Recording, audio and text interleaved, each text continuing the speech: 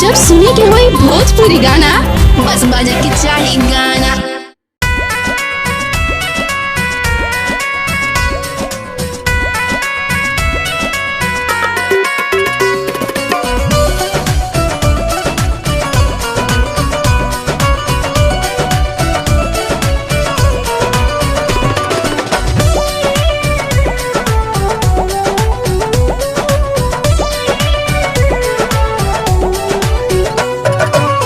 दुल्हन बना के लैनी मंगिया सवार जी, हाथ के नाम हदी छूटल बनी सुकवार जी।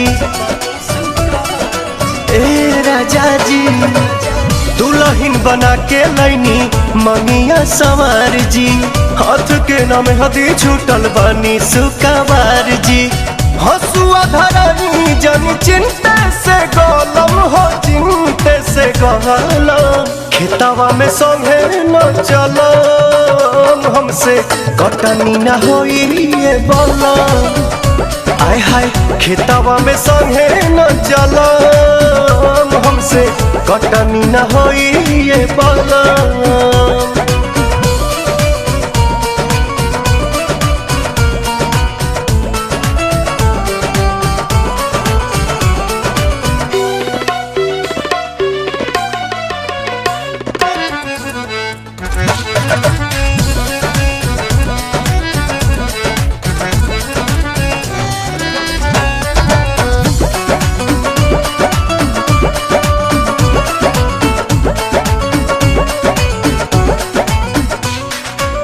नैहर में कैनी नहीं काम कोनो दिन जी, घाम में चाम हमर हो जाई मलिन जी।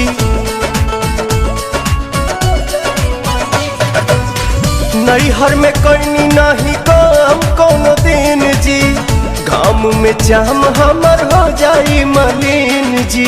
कमर कहने लगी तो लगावे पड़ी मलहम, लगावे पड़ी मलहम खेतवा में संगे न चलो, हमसे कटनी न होई ये बलम। खेतवा में संगे न चलो, हमसे कटनी न होई ये बलम।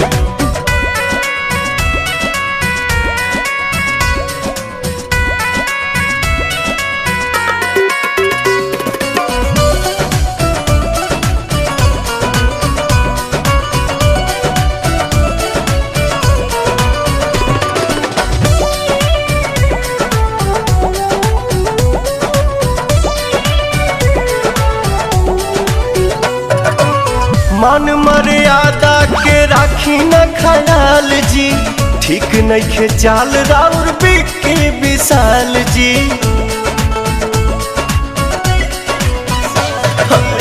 मान मर्यादा के राखी न ख्याल जी, ठीक नहीं खे चाल राउर बिके विशाल जी। छोड़ी पवन जब लागल अलाम हो, लागल अलाम खेतवा में संगे न चलो, हमसे कटनी न होई हे बलम। हाँ खेतवा में संगे न चलो, हमसे कटनी न होई ये बलम।